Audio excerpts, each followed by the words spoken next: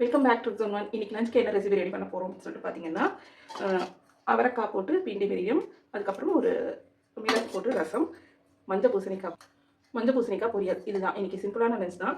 இதில் இந்த அவரைக்காய் போட்டு பிண்டி பிரியம் சொன்னேன் இல்லைங்களா, இதுதான் இன்றைக்கி ஸ்பெஷல். என்னென்னு கேட்டிங்கன்னா, இது சாதாரணமாக பண்ணுற கூட்டு மாதிரி கிடையாது. இதில் மிளகு கொஞ்சம் அதிகமாக சேர்த்து காரத்துக்கு மிளகு தான் சேர்க்க போகிறோம். இது இந்த கிளைமேட்டுக்குமே வந்துட்டு ரொம்ப நல்லது. இப்போ பனி பெய்யுது, எல்லாருக்குமே கோல்ட் ஆகும், தொண்டை கரக்கரன்னு இருக்கும், தொண்டை எரிச்சல் இருக்கும். ஸோ இந்த மாதிரி பிரச்சனைக்கு இந்த மாதிரி மிளகு சேர்த்து நம்ம சமைக்கும் போது கண்டிப்பாக அதுக்கு ஒரு நல்ல ரெமெடியாக இருக்கும். நான் எப்படி பண்ணுறேன் அப்படிங்கிறத வந்துட்டு ரெசிபி ஷேர் பண்ணுறேன். ஸ்கிப் பண்ணாமல் கண்டிப்பாக பாருங்கள், கண்டிப்பாக உபயோகமாக இருக்கும். பண்ண போகிறது சாதத்துக்கு தண்ணி வச்சுக்கலாம்.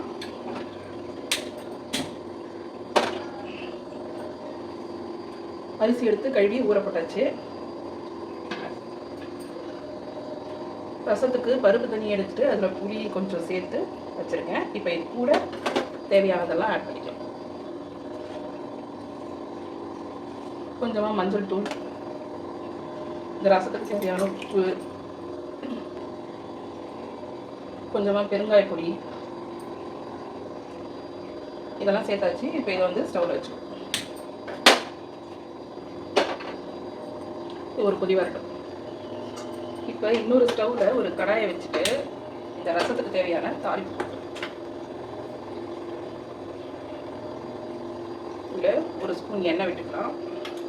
நெய் விட்டுறதுனாலும் விட்டுக்கலாம், அது நம்மளோட இஷ்டம். நெய் விட்டால் இன்னும் டேஸ்ட்டு சூப்பராக இருக்கும். குழந்தைங்கள்லாம் சாப்பிட்றதுக்கு காரம் இல்லாமல் நல்லாயிருக்கும். எண்ணெய் சூடாகிடுச்சு. இதில் கொஞ்சம் கடுகு நல்லா பொரியணும். கடுகு நல்லா பொரிஞ்சிருச்சு. இப்போ இதில் கொஞ்சமாக சீரகம், கொஞ்சம் கருவேப்பிலை,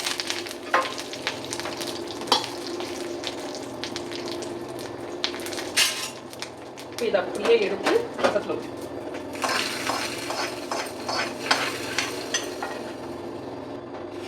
ரசம் லேசாக ஒரு கொதி வந்தால் போதும், ஆஃப் பண்ணிடலாம். ரசம் கொதிச்சிடுச்சு, ஆஃப் பண்ணிடலாம். இந்த கடாயில் சின்ன சின்னதாக ஒரு 3 மிளகா, கொஞ்சமாக ஒரு ஸ்பூன் தனியாக போட்டு வறுத்து எடுத்துக்கலாம். வறுத்துட்டு ஃபஸ்ட் தனியாக எடுத்துக்கலாம். இதே கடாயில் ஒரு 2 ஸ்பூன் அளவுக்கு உளுத்தம் பருப்பு, இந்த பருப்பு கொஞ்சம் கோல்டன் ப்ரௌன் கலர் வர வரைக்கும் வறுத்துக்கலாம். இந்த உளுத்தம் பருப்பு வந்து பாதி வறுபட்டுருக்கு. இந்த ஸ்டேஜில் வந்துட்டு கொஞ்சமாக இந்த அளவுக்கு வெந்தயம், நல்லா தாராளமாக கொஞ்சம் மிளகு, கொஞ்சம் சீரகம், இதெல்லாம் இதிலே போட்டுக்கலாம். போட்டு வறுத்துக்கலாம். ஆல்ரெடி மிளகா தனியாக வறுத்து வச்சுருக்கோம். இதில் பார்த்திங்கன்னா 2 ஸ்பூன் உளுத்தம்பருப்பு, கொஞ்சமாக வெந்தயம், மிளகு, சீரகம் இதெல்லாம் சேர்த்து நல்லா வறுத்து எடுத்துக்கலாம். பார்த்தாலே தெரியும், எல்லா பருப்பெல்லாம் லைட்டாக கலர் மாற ஆரம்பிச்சிச்சு. இந்த ஸ்டேஜில் எடுத்து வேறு தட்டுக்கு மாற்றி வச்சிடலாம். வறுத்தது எல்லாமே வேறு தட்டுக்கு மாற்றியாச்சு. இது கொஞ்சம் நல்லா ஆறட்டும். ஆறின பிறகு இது கூட கொஞ்சம் தேங்காய் துருவி சேர்த்து கொஞ்சம் தண்ணி விட்டு நல்லா பேஸ்ட்டாக அரைச்சி எடுத்துக்கலாம். நம்ம பிண்டி பிரியத்துக்கு ரெடி பண்ண வறுத்தது வந்து ஆறட்டும். அதுக்குள்ளே நம்ம பொரியலுக்கு தாளிச்சிருவோம். நம்ம அதே கடாயில் வந்துட்டு கடாய் சூடாக இருக்கும், அதுலேயே கொஞ்சம் எண்ணெய் விட்டுப்போம். எண்ணெய் நல்லா சூடாகிடுச்சு. இதில் கொஞ்சம் கடுகு போட்டுப்போம்.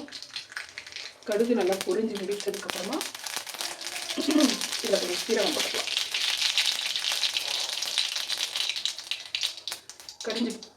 கடுகு பொரிஞ்சிடுச்சு. இதில் சீரகம் போட்டுக்கலாம்.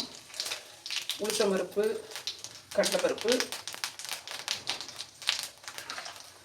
ஒரு சின்ன சின்னதாக ஒரு 3 மிளகா இருக்குது, காய் மிளகா இது போட்டாச்சு. கொஞ்சம் கருவேப்பிலை இதெல்லாம் போட்டு வதக்கிட்டு பருப்பு வந்து கோல்டன் கலராக மாறிடுச்சு. இப்போ இதில் கட் பண்ணி வச்சு அந்த காயை போட்டுக்கலாம்.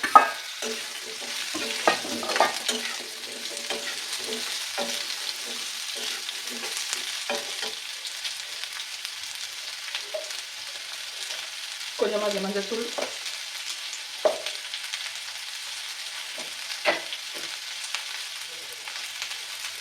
இந்த காய்க்கு தேவையான உப்பு,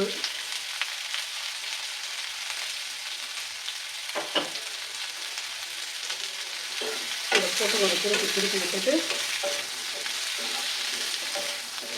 இந்த காய் வேகிறதுக்கு அந்த தண்ணி கொஞ்சமாக இருக்கும். நம்ம ஆல்ரெடி வறுத்து வச்சுருக்கோம் இல்லையா, இதை வந்து டேஸ்ட்டாக வச்சுக்கணும். அரிசி உலக வச்சுருச்சு. இந்த அரிசி கழுவி வச்சுருக்கோம் இல்லையா, அதை சேர்த்தாச்சு.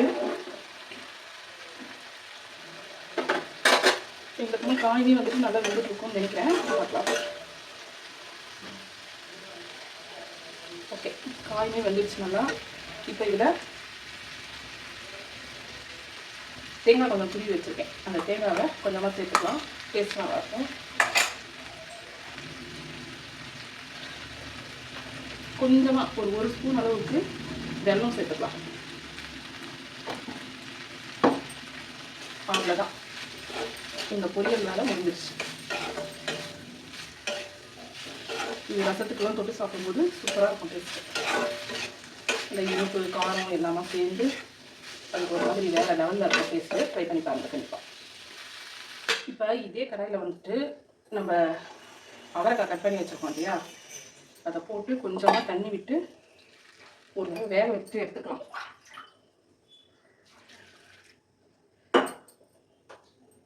இது கொஞ்சம் லைட்டாக வெந்ததுக்கப்புறமா பிண்டி மீடியம் சேர்த்துட்டு ஸ்டார்ட் பண்ணிக்கலாம்.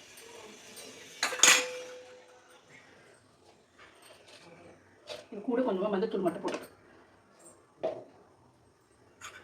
இந்த அவரைக்காய் வந்து நல்லா இப்போ வெந்துடுச்சு. இதை ஆல்ரெடி வேக வச்சிருக்கோம் இல்லையா பருப்பிங்க, அது கூட எடுத்து அப்படியே சேர்த்துக்கலாம். இந்த பருப்பு கூட அவரைக்காய் சேர்த்து ஒரு மாதிரி நல்லா கலந்து விட்டுக்கலாம். கலந்து விட்டுட்டு நம்ம ஆல்ரெடி அரைச்சி வச்சுருக்கோம் இல்லையா பேஸ்ட்டு, என்னென்ன போட்டு அரைச்சோம், உளுத்தம்பருப்பு, மிளகா, தனியா, மிளகு, சீரகம், வெந்தயம், பெருங்காயம், கொஞ்சம் தேங்காய், இதெல்லாம் போட்டு ஒரு பேஸ்ட் அரைச்சி வச்சுருக்கோம் வறுத்து. ஸோ அதை வந்து இது கூட அப்படியே சேர்த்துக்கணும். இப்போ இதுக்கு தேவையான உப்பு சேர்த்துக்கணும். உப்பு சேர்த்து ஒரு வாட்டி கலந்து விட்டுட்டு இதை இப்படியே ஸ்டவ்வில் வச்சிடும். ஸ்டவ்வில் வச்சுட்டு ஆல்ரெடி கொஞ்சம் புளி வந்து ஊற வச்சுருக்கேன். அதை புளி தண்ணி கொஞ்சமாக சேர்த்துக்கிறேன். கொதி வந்துச்சுன்னா இனி வெளியும் ரெடி ஆகிடும். இதுக்கு அதுக்கடுத்து லேசாக ஒரு தாளிப்பு கொடுத்துப்போம். ஸோ பருப்பு, அவரைக்காய், நம்ம அரைச்சி ஊற்றின பேஸ்ட்டு எல்லாமே சேர்ந்து நல்லா கொதி வந்துடுச்சு. இது போதும். இதுக்கு மேலே இது கொதிக்க வேண்டிய அவசியம் இல்லை. இதை அப்படியே எடுத்து இன்னொரு பாத்திரத்தில் ட்ரான்ஸ்ஃபர் பண்ணிக்கலாம். இப்போ ஒரு தாளிப்பு கண்டியில் கொஞ்சமாக எண்ணெய் விட்டுக்கலாம்.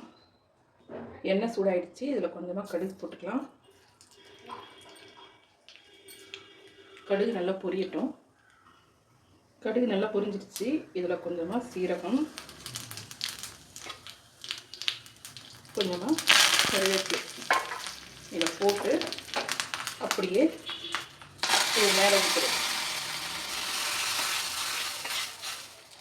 ஊற்றிட்டு இதை உடனே அப்படியே மூடி வச்சிருவோம். அப்போ தான் அந்த தாளிப்போட அந்த ஸ்மெல்லெல்லாம் வந்துட்டு அந்த ரெசிப்பியில் நல்லா இறங்கி திரும்ப நம்ம ஓப்பன் பண்ணும்போது நல்ல ஒரு ஸ்மெல் வரும். ஸோ இன்றைக்கான லஞ்ச் வந்துட்டு ரெடி ஆகிடுச்சு. இதில் பார்த்திங்கன்னா சுட சுட சாதம். ஸோ அதுக்கு நம்ம இப்போ பண்ண அவரைக்காய் பிண்டி மிரியம், இதோட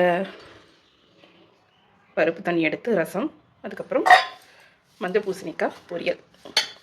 ஸோ இந்த ரெசிபி வந்துட்டு உங்களுக்கு எல்லாருக்குமே பிடிச்சிருக்குன்னு நினைக்கிறேன். பிடிச்சிருந்ததுன்னா இந்த வீடியோவுக்கு ஒரு லைக் பண்ணிவிட்டு அப்படியே நம்ம சேனலை வந்துட்டு சப்ஸ்கிரைப் பண்ணி வச்சுக்கோங்க. இதே போன்ற அடுத்தடுத்த ரெசிபியில் நம்ம மீட் பண்ணலாம்.